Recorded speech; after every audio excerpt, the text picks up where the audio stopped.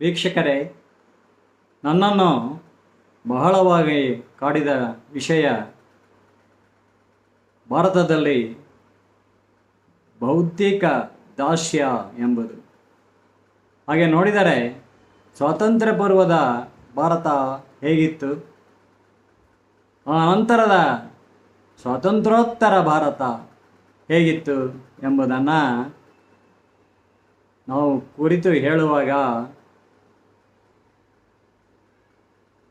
ಆ ಕಾಲದಲ್ಲಿ ಹೇಗಿತ್ತು ಎನ್ನುವುದನ್ನು ಸ್ವಾತಂತ್ರ್ಯೋತ್ತರ ಭಾರತ ನಾನು ನೋಡುತ್ತಾ ಬೆಳೆದವನು ಬಾಲ್ಯದಿಂದ. ಹಿಂದೂಗಳಲ್ಲಿ ಅನೇಕ ದೇವರು ದೇವತೆಗಳು, ಯಾಗ ಪೂಜೆ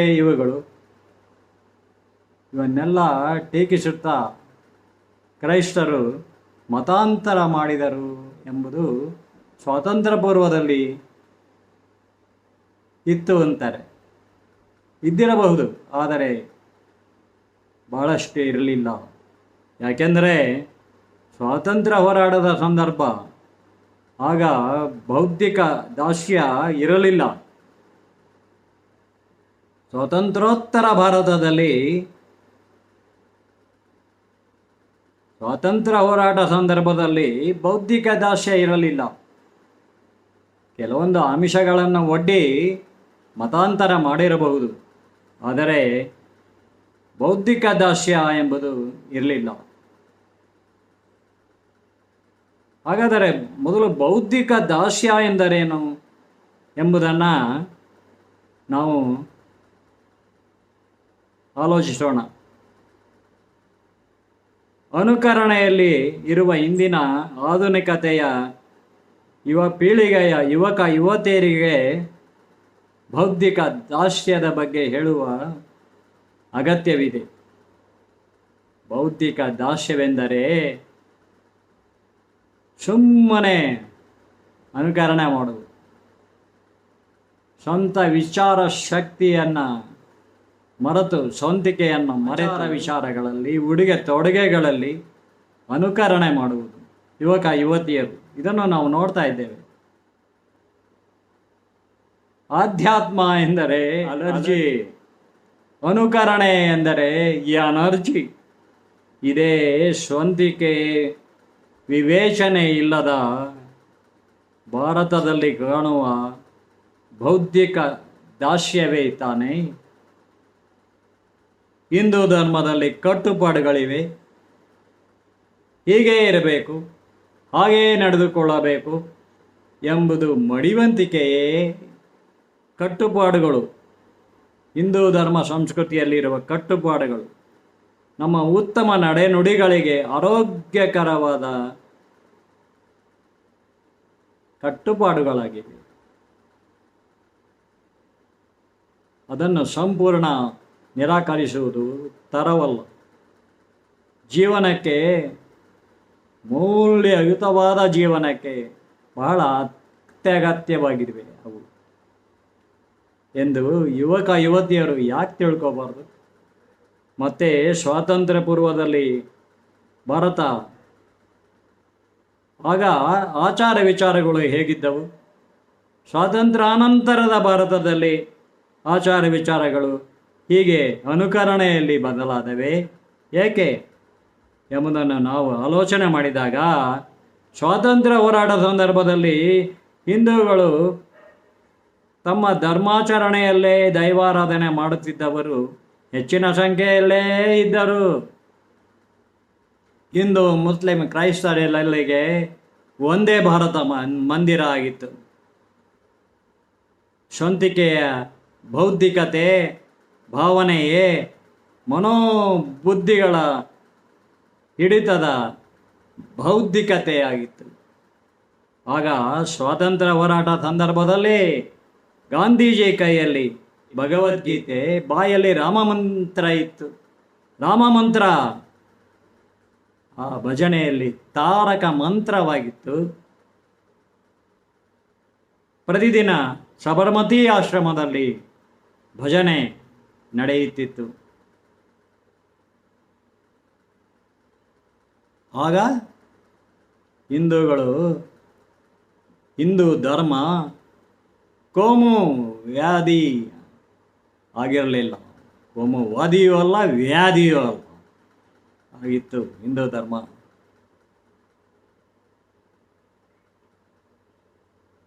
ಆದರೂ ಸ್ವಾತಂತ್ರ್ಯ ಪೂರ್ವದಲ್ಲಿ ಮತಾಂತರ ಆಗಿದೆ. ಹಿಂದೂಗಳಲ್ಲಿ ಸಹಸ್ರಾರು ಕೋಟಿ ದೇವರುಗಳೆಂದು, ಕ್ರೈಸ್ತ ಮತಕ್ಕೆ ಒಬ್ಬನೇ ಕ್ರಿಸ್ತನೆಂದು ಸಾಕಷ್ಟು ಹಿಂದೂಗಳನ್ನು ಮತಾಂತರಗೊಳಿಸಿದರು. ಅದು ಒಂದು ರೀತಿ ಸ್ವಂತಿಕೆ ಇಲ್ಲದ ಬೌದ್ಧಿಕ ದಾಸ್ಯವೇ ಅಲ್ಲವೇ? ಹಾಗೆ ಹಿಂದೂಗಳಲ್ಲಿ ಬೌದ್ಧಿಕವಾಗಿ ದಿವಾಳಿ ಆಗುವುದು ಶೋಚನೀಯ ಸಂಗತಿ ಅಲ್ಲವೇ? ಆಮಿಷಗಳಿಗೆ ಒಳಗಾಗಿ ಮತಾಂತರ ಆದವರು ಇದ್ದರು. ಆದರೂ ಆ ಕಾಲದಲ್ಲೇ ಕೋಟ್ಯಾಂತರ ಸಂಖ್ಯೆಯಲ್ಲಿ ಹಿಂದೂಗಳು ಬೌದ್ಧಿಕ ದಾಸ್ಯಕ್ಕೆ ಒಳಗಾಗದೆ ತಮ್ಮ ಸ್ವಂತಿಕೆ ಬುದ್ಧಿವಂತಿಕೆಯಲ್ಲೇ ತಾವು ದೇವರನ್ನು ಸುಮ್ಮನೆ ಒಪ್ಪಿಕೊಂಡಿಲ್ಲ. ನಾಮ ಕೋಟಿ ರೂಪಾತಿಶಯಗಳಲ್ಲಿ ಆಂತರಂಗಿಕವಾಗಿ ಬಾಹ್ಯಿಕವಾಗಿ ಪರೀಕ್ಷಿಸಿಯೇ ದೇವರು ಅನುಭವ ವೇದ್ಯನೆಂದೇ ಒಪ್ಪಿಕೊಂಡಿದ್ದೇವೆ. ಕಲ್ಲಿನ ಮೂರ್ತಿ ರೂಪದಲ್ಲೂ ಪೂಜಿಸುತ್ತಿದ್ದೇವೆ ಎಂಬ ದೃಢ ನಂಬಿಕೆಯಲ್ಲೇ ಇದ್ದರು. ಕಲ್ಲು ದೇವರ ಮೂರ್ತಿಯ ಮೇಲೆ ದೇವಸ್ಥಾನಗಳಲ್ಲಿ ಹೂವಿನ ಅಪ್ಪಣೆ ಕೇಳುವುದನ್ನು ನಾವು ಇಂದಿಗೂ ನೋಡಬಲ್ಲೆವು ಹಳ್ಳಿಗಳಲ್ಲಿ. ಹಾಗಾಗಿ ಸ್ವಾತಂತ್ರ್ಯ ಹೋರಾಟದಲ್ಲಿ ಹಿಂದೂ ಮುಸ್ಲಿಂ ಕ್ರೈಸ್ತರೆಲ್ಲರಿಗೆ ಒಂದೇ ಭಾರತ ಮಂದಿರವಾಗಿತ್ತು. ಮನಸ್ಸಿಗೆ ಬಂದಂಗೆ ಪೂಜೆ ಮಾಡ್ತಾರೆ ಅಂತ ಹೇಳಬಾರ್ದು ಹಿಂದೂ ಧರ್ಮದಲ್ಲಿ. ಆಗ ಪೂಜೆ ಮಾಡುವುದಕ್ಕೆ ಆಗಮ ಶಾಸ್ತ್ರವು ಬಂದಿತು. ಹೀಗೆ ಪೂಜೆ ಮಾಡಬೇಕು, ಪೂಜಾ ವಿಧಿ ವಿಧಾನಗಳಿಗೆ ಆಗಮ ಶಾಸ್ತ್ರ ಅಂತಾರೆ ಅದನ್ನು. ಅಲೌಕಿಕ ಶಕ್ತಿಯ ದೇವರು ಒಬ್ಬನೇ ಎಂದು ವೇದಾಂತದ ಪಂಚಭೂತ ತತ್ವವನ್ನು ವಿವರಿಸಲಾಯಿತು. ಸುಮ್ಮನೆ ದೇವರನ್ನು ಒಪ್ಕೊಂಡಿಲ್ಲ ಹಿಂದೂ ಧರ್ಮದಲ್ಲಿ. ಆಂತರಂಗಿಕವಾಗಿ ಬಾಹ್ಯಿಕವಾಗಿ ನಾಮ ಕೋಟಿ ರೂಪಾತಿಶಯಗಳಲ್ಲಿ ಪರೀಕ್ಷಿಸಿಯೇ ದೇವರನ್ನು ನಾವು ಒಪ್ಪಿಕೊಂಡಿದ್ದೇವೆ. ಆ ಅಲೌಕಿಕ ಶಕ್ತಿಯ ಸಾಕಾರ ರೂಪಿಯನ್ನು ದೇವತೆಯಾಗಿ ದೇವರನ್ನಾಗಿ ಹಿಂದೂ ದೇವರು ಗಂಡು ರೂಪದಲ್ಲೂ ಹೆಣ್ಣಿನ ರೂಪದಲ್ಲೂ ನಾವು ಹೆಣ್ಣಿನ ರೂಪದಲ್ಲಿ ದೇವತೆಯಾಗಿ ಗಂಡಿನ ರೂಪದಲ್ಲಿ ದೇವನಾಗಿ ನಾವು ಒಪ್ಪಿಕೊಂಡಿದ್ದೇವೆ ಅಲ್ಲವೇ? ನಾನು ಸಾಹಿತಿಯಾಗಿ ಆಳವಾಗಿ ಹಿಂದೂ ಧರ್ಮವನ್ನು ಅಧ್ಯಯನ ಮಾಡಿ ಹೇಳುತ್ತಿದ್ದೇನೆ. ಹಿಂದೂ ಧರ್ಮವೆಂದರೆ ಹಿಂದೂ ಮಹಾಸಾಗರವೇ. ಅದರ ಆಳಕ್ಕಿಳಿದು ಒಂದು ಬೊಗಸೆ ಅಮೃತ ಸವಿದಿದ್ದೇನೆ. ನಿಮಗೂ ಹಂಚುವ ಪ್ರಯತ್ನ ಮಾಡಿದ್ದೇನೆ. ಆ ನನ್ನ ಮೇರು ಕೃತಿಯೇ ತಿರುಮಲೇಶನ ತ್ರಿಗುಣಾತ್ಮಕ ಪ್ರಪಂಚ. ಶ್ರೀ ತಿರುಮಲೇಶನ ತ್ರಿಗುಣಾತ್ಮಕ ಪ್ರಪಂಚ. ಅದರೊಳಗೆ ಇದೆ ಸಂಪೂರ್ಣ ರಾಮಾಯಣ ಮತ್ತು ತಿರುಮಲೆ ತಿರುಪತಿಯ ಶ್ರೀನಿವಾಸ ಕಲ್ಯಾಣ ಕತೆ. ಆ ಕಥೆಯ ಪಾತ್ರಗಳು ಒಳಗೊಳ್ಳುವ ಸಂಭಾಷಣೆಗಳಲ್ಲೇ ವಿಶ್ವ ಜೀವನದಲ್ಲಿ ವಿವಾಹ ಜೀವನ ಆದರ್ಶವನ್ನು ನಿರೂಪಿಸಿದ್ದೇನೆ. ಸಂಭಾಷಣೆಗಳಲ್ಲಿ ನಾನು ಭದ್ರಾವತಿಯಲ್ಲಿದ್ದಾಗ ಬಾಲ್ಯದಲ್ಲೇ RSSನಲ್ಲಿದ್ದವನು. SSLC ವರೆಗೂ ಪ್ರತಿದಿನ ಸಂಜೆ ಸಂಘಕ್ಕೆ ಹೋಗುತ್ತಿದ್ದವನು. ಆ ಸಂಘಕ್ಕೆ SSLCಯ ನಂತರ ಆಗಲಿಲ್ಲ, ಶಿವಮೊಗ್ಗಕ್ಕೆ ಬಂದವು. ಭದ್ರಾವತಿ ಪಾಲಿಟೆಕ್ನಿಕ್ಕಿಗೆ ಶಿವಮೊಗ್ಗಕ್ಕೆ ಓಡಾಡೋದಾಗೋಯ್ತು. ತಂದೆ ತಾಯಿ ಮೇಷ್ಟ್ರು, ಅವರಿಗೆ ವರ್ಗ ಆದಮೇಲೆ. ಆಗ ಸಂಘದಲ್ಲಿ ಸಂಘದ ಮುಖ್ಯವಾದ ಪ್ರಾರ್ಥನೆ ನಮಸ್ತೆ ಸದಾ ವತ್ಸಲೆ ಮಾತೃಭೂಮಿ ನಮಸ್ತೆ ಸದಾ ವತ್ಸಲೆ ಮಾತೃಭೂಮಿ ಮಮ ಹಿಂದೂಭೂಮಿ ಸುಖಂ ವರ್ಜಿತೋಹಂ. ಇದು ಪ್ರಾರ್ಥನೆಯ ಗೀತೆ, ದೇವಭಕ್ತಿಯ ಗೀತೆ, ದೇಶಭಕ್ತಿಯ ಗೀತೆ. ದೇಶಭಕ್ತಿ ಬೇರೆಯಲ್ಲ, ದೈವಭಕ್ತಿ ಬೇರೆಯಲ್ಲ, ದೇಶಭಕ್ತಿ ಬೇರೆಯಲ್ಲ ಎಂಬುದು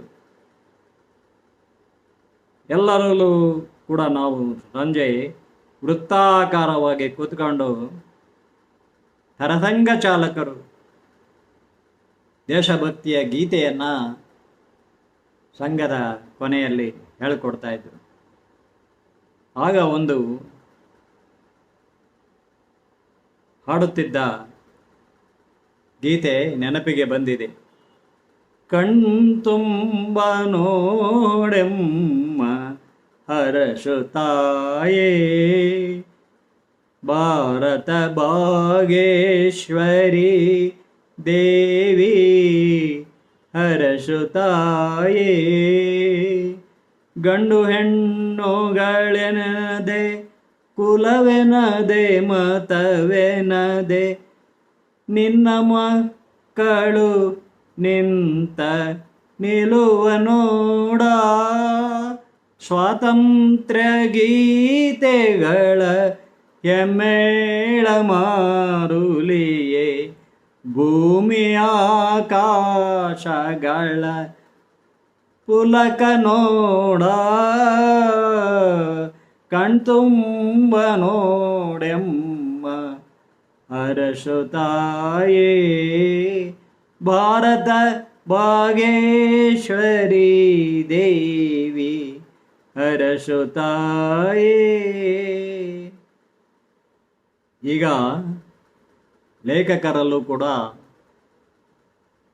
ಒಂದು ರೀತಿ ಬೌದ್ಧಿಕ ದಾಸ್ಯ, ಅನುಕರಣೆಯ ದಾಸ್ಯ.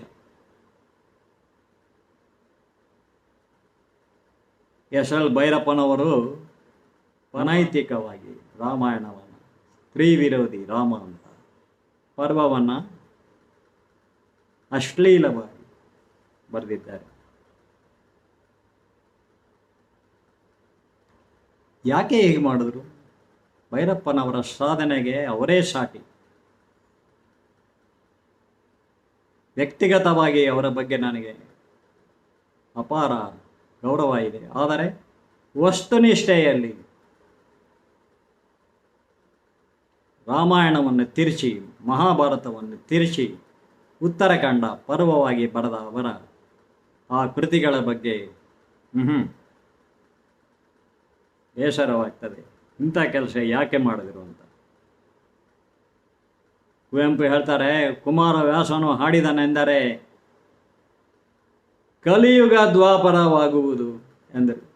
ಈಗ ದ್ವಾಪರವನ್ನೇ ಕಲಿಯುಗಕ್ಕಿಂತ ನಾವು ಕೀಳಾಗಿ ಮಾಡಿ ನಿಯೋಗವನ್ನು ಆದರ ಎಂಬುವಂತೆ ಚಿತ್ರಿಸುವುದು ತರವೇ?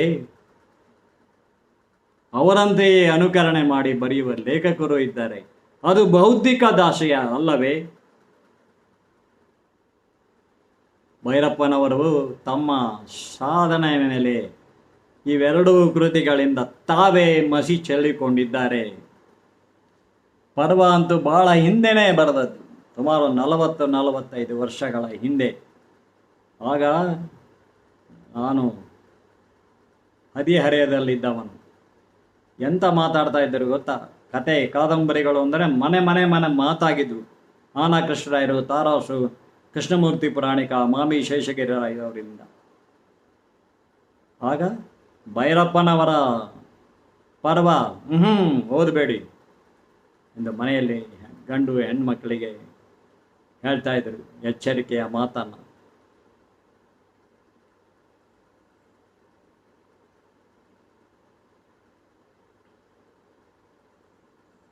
ಭಾರತ ತಪೋಭೂಮಿ, ಮಹರ್ಷಿಗಳ ತಪೋಭೂಮಿ, ಸರ್ವಾಂತರ್ಯಾಮಿಗಳನ್ನು ಕಂಡ ಪುಣ್ಯಭೂಮಿ. ಕೃಷ್ಣ ಸರ್ವಾಂತರ್ಯಾಮಿ, ರಾಮ ದೇವ ಮಾನವನಾಗುವುದು. ಮಾನವ ದೇವನ ಮಾನವನಾಗುವುದು. ರಾಮಾಯಣದಲ್ಲಿ ಭಾತೃತ್ವ ಪ್ರೇಮ ತ್ಯಾಗ ತತ್ವ ಇದೆ.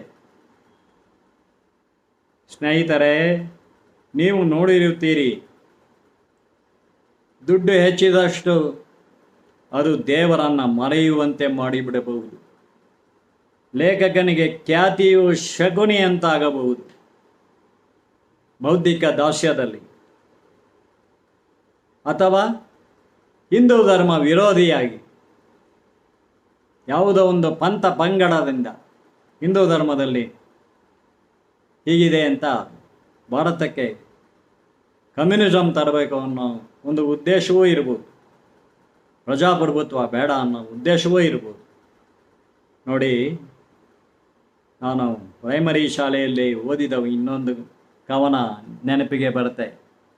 ಮೂಡುವನು ರವಿ ಮೂಡುವನು, ಕತ್ತಲೊಡನೆ ಜಗಳಾಡುವನು, ಮೂಡಣ ರಂಗ ಸ್ಥಳದಲ್ಲಿ ನೆತ್ತರು ಮಾಡುವನು ಕುಣಿದಾಡುವನು. ಮೂಡುವನು ರವಿ ಮೂಡುವನು, ಕತ್ತಲೊಡನೆ ಜಗಳಾಡುವನು, ಮೂಡಣ ರಂಗ ಸ್ಥಳದಲ್ಲಿ ನೆತ್ತರು ಮಾಡುವನು ನಲಿದಾಡುವನು. ತೋರುವನು ರವಿ ತೋರುವನು, ಬಾನೋಳು ಸಣ್ಣಗೆ ತೋರುವನು, ಮೇಲೇರಿದಾತ ಸಣ್ಣವನೇ ಇರಲೇಬೇಕು ಎಂಬ ಮಾತನು ಸಾರುವನು. ಇಂಥ ತತ್ವ, ಈ ಸರಳವಾದ ತತ್ವ ಸನ್ಮಾನ್ಯ ಭೈರಪ್ಪನವರ ಗಮನಕ್ಕೆ ಬಂದಿಲ್ಲವೆನ್ನೋಣವೇ?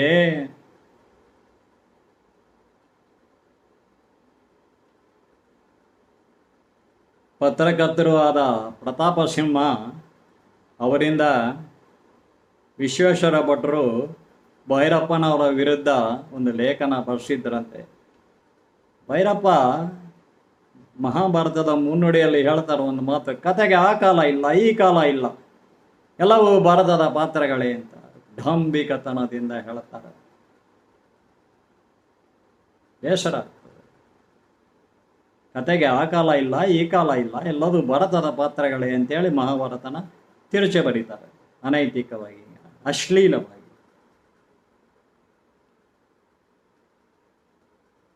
ಭಗವದ್ಗೀತೆ ಏನು ಹೇಳ್ತದೆ? ಸತ್ವಗುಣ, ರಜೋಗುಣ, ತಮೋಗುಣ, ಇವು ಮೂರು ಗುಣಗಳಿಗೆ ಮೂಲ ಅಹಂಕಾರ, ನಾನು ನನ್ನದು ಅನ್ನೋದು. ಸ್ವಾಮಿ ವಿವೇಕಾನಂದ ಹೇಳ್ತಾರೆ, ಐ ಆ್ಯಂಡ್ ಮೈನ್, ನಾನು ಮತ್ತು ನನ್ನದು ಎಂಬುದು ಅವನನ್ನು ನಾಶ ಮಾಡ್ತದೆ. ನಾನು ಅನ್ನೋದು ಸ್ವಾಭಿಮಾನವಾಗಿರಬೇಕಷ್ಟೇ, ಅದು ಅಹಂಕಾರವಾಗಿ ದುರಹಂಕಾರವಾಗಬಾರ್ದು. ಅಲ್ಲ, ಬುದ್ಧಿವಂತಿಕೆ ಭಗವಂತನ ದೇವಾಲಯ ಆಗಬೇಕೇ ಹೊರತು ದೆವ್ವದ ಕಾರ್ಯಾಗಾರ ಆಗಬಾರ್ದು ರೀ, ಅಲ್ವೇ? Intellect is the temple of god ಅಂತ ಹೇಳ್ತಾರೆ. That should not be devils workshop. Intellect is the devil workshop ಆಗಬಾರ್ದು. ಏನಾಗ್ತದೆ ಇವತ್ತು ನೋಡ್ತಾ ಇದ್ದೀವಿ ಚಿತ್ರರಂಗದಲ್ಲೂ ಕೂಡ. ಅಹಂಕಾರ, ದುರಹಂಕಾರ ಮೇಲೆ ಏರಿದ ಮೇಲೆ ನಾನೇನು ಮಾಡಿದ್ರು ನಡೆಯುತ್ತೆ, ನಾನೇನು ಬರೆದ್ರೂ ನಡೆಯುತ್ತೆ ಎಂದು ಕಲಾವಿದರಿಗೆ, ಲೇಖಕರಿಗೆ ಅದು ಅವರ ವ್ಯಕ್ತಿತ್ವಕ್ಕೆ ಕುಂದನ್ನು ತರ್ತದೆ. ನಾನು ಆಗಲೇ ಹೇಳಿದೆ, ಅವರ ವ್ಯಕ್ತಿತ್ವ ಬಹಳ ದೊಡ್ಡದು, ಅವರ ಸಾಧನೆ ಬಹಳ ದೊಡ್ಡದು ಭೈರಪ್ಪನವ್ರದ್ದು ಅಂತ. ಅದಕ್ಕೆ ಅವರೇ ಸಾಟಿ. ಯಾಕೆ ಹೇಗೆ ಮಾಡಿದ್ರು ಅಂದಾಗ ಬೇಸರ ಆಗ್ತದೆ. ಒಂದು ಅಂದವಾದ ಚಿತ್ರವನ್ನು ಬರೆದು ಅದರ ಮೇಲೆ ಆ ಕಲಾವಿದ ತಾನೇ ಮಸಿ ಚೆಲ್ಕೊಂಡ್ಬಿಟ್ರೆ ಹೇಗಾಗುತ್ತೆ? ಹಾಗಾಗಿದೆ ಸನ್ಮಾನ್ಯ ಭೈರಪ್ಪನವರಿಗೆ ಅಂತ ಹೇಳಿದೆ, ವಿಧಿ ಇಲ್ಲ. ಅವರ ವಿಡಿಯೋಗಳಲ್ಲಿ ಕೆಲವರು ಅವರನ್ನು ಮಾತನಾಡುವುದು, ನಿಂದಿಸುವುದು ನೋಡಿದಾಗ ಅವ್ರ ಬಗ್ಗೆ ಬೇಸರ ಆಗ್ತದೆ. ಸಾಮಾನ್ಯ ಜನರಲ್ಲೂ ಬುದ್ಧಿವಂತರಿದ್ದಾರೆ, ಆದರೆ ಡೀಪ್ ಫೇಕ್ ಅಂತ ಮಾಡಿ ಮೋದಿಯನ್ನು ಆಡಿಕೊಂಡು ಚಿತ್ರಗಳನ್ನು ಮಾಡಿ, ಡೀಪ್ ಫೇಕ್ ಅಂದರೆ ಆರ್ಟಿಫಿಷಿಯಲ್ ಇಂಟೆಲಿಜೆನ್ಸ್, ಮೋದಿ ಚಿತ್ರ ತಗೊಂಡು ಅತ್ಯಂತ ಹೇಯವಾಗಿ ಅಶ್ಲೀಲವಾಗಿ ಚಿತ್ರಿಸಿ ಅಧಿಕಾರಕ್ಕೆ ಬಂದಿದ್ದಾರೆ ಕರ್ನಾಟಕದಲ್ಲಿ.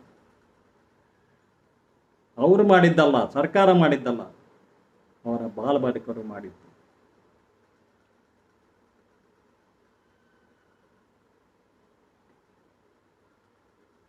ಮತ್ತೆ ಮೀಸಲಾತಿ ತೆಗೆದು ಬಿಡ್ತಾರೆ ದಲಿತರಿಗೆ ಎಂಬುದು ಫೇಕೆ ಸುದ್ದಿ. ಮೋದಿ ಬಾಯಿಂದ ಹೇಳ್ದಂಗೆ ಮಾಡ್ತಾರೆ, ಅಮಿತ್ ಶಾ ಬಾಯಿಂದ ಹೇಳ್ದಂಗೆ ಮಾಡ್ತಾರೆ. ಇದನ್ನು ಡೀಪ್ ಫೇಕ್, ಆರ್ಟಿಫಿಷಿಯಲ್ ಇಂಟೆಲಿಜೆನ್ಸ್ ಕಂಪ್ಯೂಟ್ರಲ್ಲಿ. ಹೀಗಾಗಿ ನಮ್ಮ ಜನ ಏನು ಮಾಡಿದ್ರು, ದೇಶಭಕ್ತಿ ಬೇರೆ ಅಲ್ಲ, ಅದು ದೈವ ಭಕ್ತಿಯನ್ನೇ ಅವಲಂಬಿಸಿದೆ ಎಂಬುದನ್ನು ಮರೆತು ಬಿಟ್ರು. ಅದನ್ನು ತೋರಿಸಿದವರು ಮೋದಿಜಿ. ದೈವಭಕ್ತಿ ಬೇರೆ ಅಲ್ಲ, ದೇಶಭಕ್ತಿ ಬೇರೆ ಅಲ್ಲ, ದೈವನಿಂದನೆ ಬೇರೆ ಅಲ್ಲ, ದೇಶದ ದ್ರೋಹ ಬೇರೆ ಅಲ್ಲ ಎಂಬುದನ್ನು ಅಲ್ಲವೇ. ಭಾರತ ಭಗವಂತನಲ್ಲಿದ್ದೇ ಬದುಕಿದೆ ಮತ್ತು ಮೋದಿಜಿ ಪ್ರಧಾನಿಯಾಗಿದ್ದಾರೆ. ಅವರಿಗೆ ಎಂಥ ವ್ಯಕ್ತಿತ್ವ ಇದೆ ಎಂದರೆ ವಿಶ್ವ ಮೆಚ್ಚಿದ ನಾಯಕ. ಅವರ ಸಮ್ಮಿಶ್ರ ಸರ್ಕಾರ ಅತ್ಯಂತ ಬಲವಾಗಿದೆ. ಯಾಕೆ? ಆ ದೈವಾಂಶ ಸಂಭೂತರಾದ ಅವರ ವ್ಯಕ್ತಿತ್ವದಿಂದ, ಘನ ವ್ಯಕ್ತಿತ್ವದಿಂದ ಎಂಬುದನ್ನು ನಾವು ಅರ್ಥ ಮಾಡಿಕೊಳ್ಳಬೇಕು.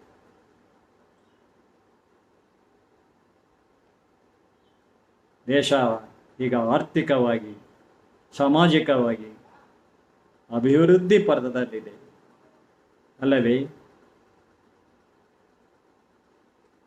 ದೇವರು ನಿಮಗೆಲ್ಲರಿಗೂ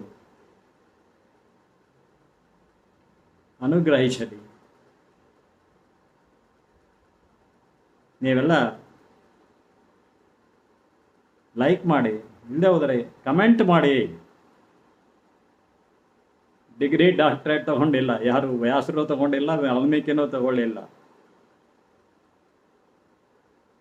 ಅಲ್ವೇ. ಯೋಚನೆ ಮಾಡಿ. ವಿವೇಕಾನಂದರು ಒಂದು ಮಾತು ಹೇಳ್ತಾರೆ, ನಮಗಿಂತ ಅಜ್ಞಾತರಾದವರು ಎಷ್ಟೋ ಒಳ್ಳೆ ಕೆಲಸ ಮಾಡೋಗಿದ್ದಾರೆ. ಬಹಳ ಮುಖ್ಯವಾದ ವಿಷಯ. ಯೋಚನೆ ಮಾಡಿ.